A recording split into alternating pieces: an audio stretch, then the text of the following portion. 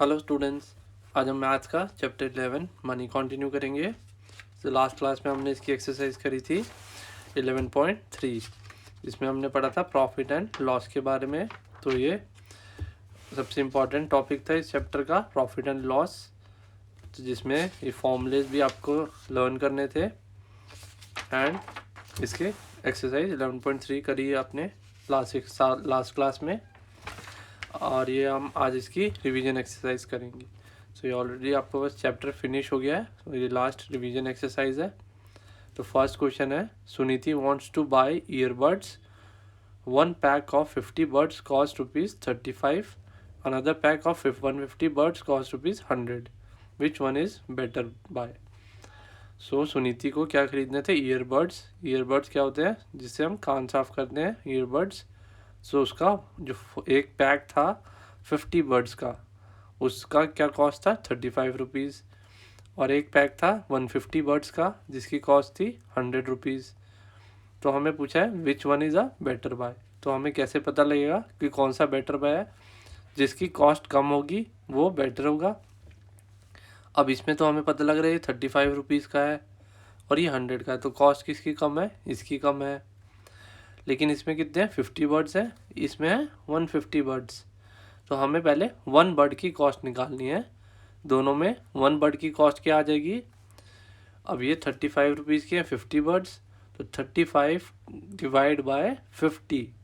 35 को 50 से डिवाइड करेंगे, ना कि 50 को 35 से, क्योंकि कॉस्ट है 35 और बर्ड्स हैं 50। तो हमें 1 बर्ड की कॉस्ट निकालनी है, तो 35 डिवाइड बाय 50। फिर इसी को सेम 100 है उसकी कॉस्ट 150 बर्ड्स की, तो 100 डिवाइड बाय 150। तो दोनों की कॉस्ट आ जाएगी 1 बर्ड की। तो जिसकी कॉस्ट 1 बर्ड की कम आएगी वो हमारा बेटर बाय हो जाएगा। तो इसमें हम पहले हम क्या करेंगे, इसकी निकालेंगे फर्स्ट पैक की, सेकंड पैक की क्या हो जाएगी? 100 डिवाइड बाय 150।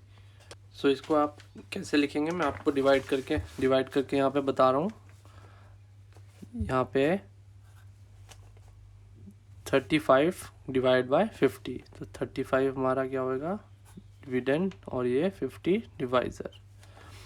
50 से डिवाइड करेंगे, सो यहाँ पे डिवाइड तो होगा नहीं, हमें क्या लगाएंगे यहाँ पे? डेसिमल, और यहाँ पे हम लगाएंगे 0। तो यहाँ पे पॉइंट लगा के हमने 0 किया। तो 5 की टेबल में 35 कब आता है? 5 7 ज़ा 35। तो यहाँ पे 50 की 0 थी, ये भी हम 0 लेंगे। 50 इंटू 7 इज़ 350।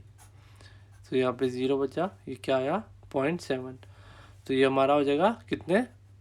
0.7। तो इस 7 के आगे हम 0 भी लगाएंगे। पैसे में हमें 2 डिजिट में लिखते हैं पैसा, तो क्या हो जाएगा? 70 पैसा। ऐसे ही नेक्स्ट है 100 को अब 150 से डिवाइड करेंगे। 100 डिवाइड बाय 150।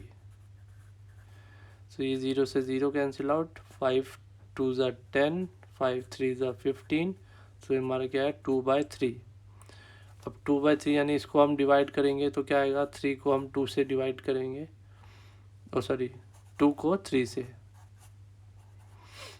तो यहाँ पे हम पहले डेसिमल लगाएंगे 0, फिर 3 6 ज़ा 18, क्या बचा हमारा? 2। फिर 0 लगाया, 3 6 ज़ा 18, फिर 2। सो अब ये कंटिन्यू ऐसे ही चलता रहेगा। फिर 0 लगाएंगे, फिर 6 ज़ा 18, फिर 2 बचेगा। तो ये 666 आता रहेगा। तो हम यहाँ पे 2 डिजिट में स्टॉप करेंगे, तो ये हो जाएगा 0.66 पैसा। ये इसकी कॉस्ट आई हमारी 1 बर्ड की 70 पैसा, और इसकी कॉस्ट आई 66 पैसा। तो कौन सी कम है कॉस्ट? 66 पैसा। तो कौन सा बेटर होगा? ये 150 बर्ड्स वाला, जो 100 रुपीज़ का कॉस्ट कर रहा है। तो ये इज़ अ बेटर बाय। तो आप पूरा अच्छे से आप लिखेंगे पूरा, उसके बाद ये आंसर लिखेंगे।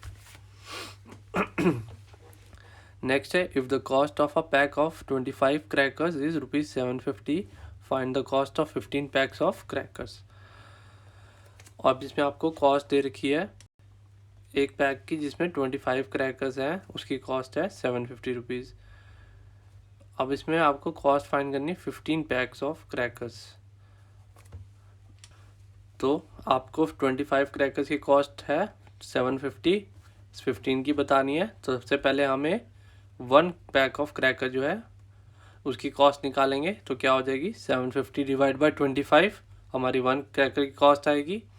फिर जो 1 क्रैकर की कॉस्ट आएगी उसको हम मल्टीप्लाई करेंगे 15 से। तो 15 मल्टीप्लाई जो हमारी 1 क्रैकर की कॉस्ट होगी तो 15 पैक ऑफ क्रैकर्स की कॉस्ट निकल आएगी। तो जैसे पहले हमने क्वेश्चंस करे हैं एक्सरसाइज के, सेम वैसे ही क्वेश्चन है। सुहाना sold a laptop for ₹33,000. She sold it for $2,400 more than she paid for it. Find the cost price of the laptop. अब सुहाना ने एक लैपटॉप सोल्ड किया था 33,000 का और उसने जो सोल्ड किया है वो 2,400 more than she paid for it. जब उसने ख़रीदा था उससे 2,400 में ज़्यादा में बेचा है। तो कॉस्ट प्राइस क्या हो जाएगी उस लैपटॉप की, कितने में ख़रीदा था उसने। तो 33,000 में से हम 2,400 माइनस करेंगे क्योंकि ये उसका प्रॉफिट था। तो कॉस्ट प्राइस क्या हो जाएगी उस लैपटॉप की 33,000 माइनस 2,400। ठीक है, सिंपल है क्वेश्चन। तो हमारी कॉस्ट प्राइस आ जाएगी लैपटॉप की। नेक्स्ट है shopkeeper purchase 12 dinner set for ₹3,200 each. He paid 1,200 as labour charges. So इस शॉपकीपर ने क्या 12 डिनर सेट परचेज किए 3,200 के ईच, यानी एक डिनर सेट था 3,200 का। And he paid 1,200 as labour charges, और 1,200 रुपीज़ उसने लेबर चार्जेस दिए। टोटल ये टोटल है लेबर चार्जेस, और डिनर सेट था 3,200 ईच। तो लेकिन 12 डिनर सेट लिए तो टोटल डिनर सेट की कॉस्ट होएगी 12 into 3,200। So at what price should he sell the dinner sets to have overall profit of ₹10,000।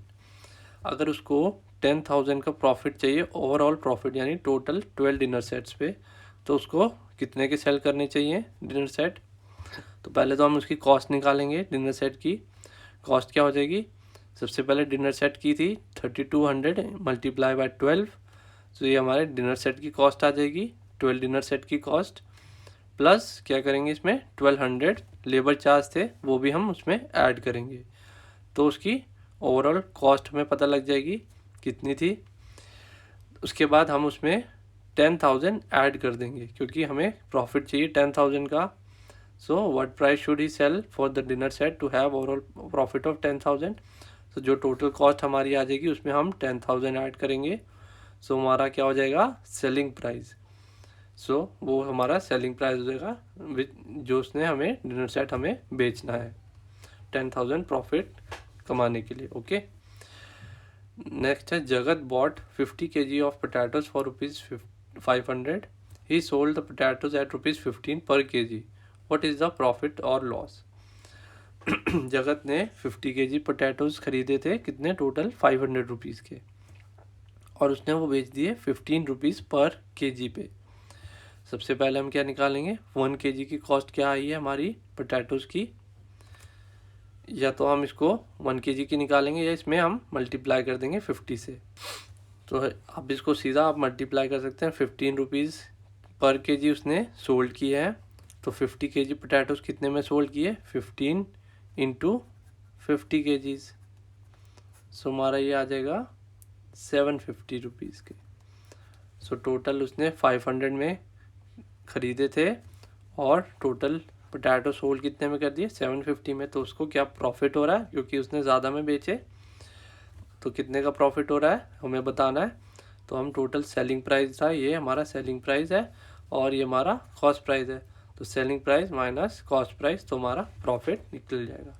ठीक है, नेक्स्ट है Rahul buy 6 mugs for ₹22 each, 3 tea strainers for ₹45 each, 2 tomato knives for 90 each, 1 sandwich cutter for 180 rupees, 2 fruit basket for 30 each, and 1 rolling pin for ₹75.